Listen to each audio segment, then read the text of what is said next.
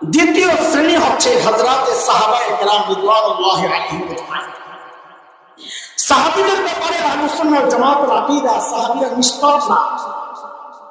সাহাবীরা নিষ্পাপ না, সামষ্টিকভাবে বলছি, ব্যক্তিগত একক না, নিষ্পাপ না।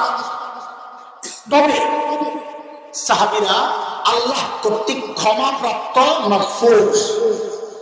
আল্লাহ সাহাবীদেরকে কি করে দিয়েছেন? বলেন কি করছে? বলে কেন মাফ করছেন?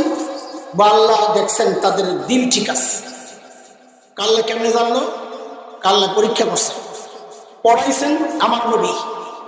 সাহাবীদেরকে পড়াইছেন কি? আমাদের নবী সাল্লাল্লাহু আলাইহি সাল্লাম। বলেন সাহাবীদের ওস্তাদকে পড়াইছেন কে? আমরা জানি যিনি পড়ান ফাইনাল পরীক্ষা তিনি নেন না, অন্যজন নেন। এর কথা বলেন, যিনি পড়ান ফাইনাল পরীক্ষা তিনি নেন না, অন্যজন নেন। আমার নবীর সাহাবীদেরকে পড়াইছেন আমার নবী, কিন্তু পরীক্ষা নিছেন আল্লাহ তাআলা। আর ওই পরীক্ষায় আল্লাহ দেখেছেন সাহাবীরা পাস।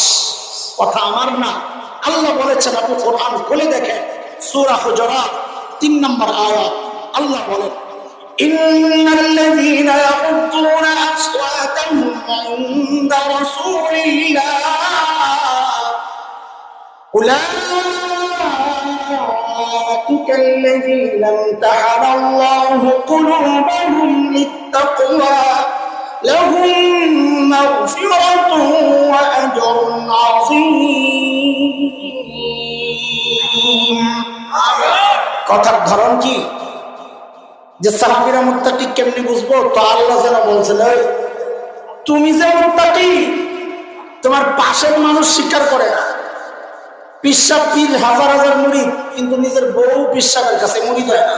এমনি ছোট বড় পিসাব থাকলে জিজ্ঞাসা করে দেখেন, আরে আমি তো আসামি, আমার কাছেও তো হয় নাই। চিনি চিনি আপনারে চিনি, বুঝুর্গি আমার লোক দেয় না। পিসাবের স্বীকার করে নেব। এক বউ বলে পিসাবের সাথে খালি লাগতেই থাকে, খোসাই খায়। কোসাইতে কোসাইতে বয়স যাইতে যাইতে বুড়ো হয়ে গেছে, যদি তাও খোসানি যায় না। একদিন পিসাব ঘরে আইসে, বউ দিছে একটা চিৎকার, আরে আল্লাহ! পিসাব কয়, আমি সুবহানাল্লাহ, বুড়া কালে যেমনি আল্লাহ কইছ, ভিতর থেকে দেখি গরম শ্বাস বেরিয়েছে, আমি তো জ্বলিয়ে দেবো। কি হয়েছে, ঘটনা কি? তো বউ কয় কি, আজকে একটা দৃশ্য দেখা আমার কলিজাটা জ্বলে গেছে। কি দেখছো?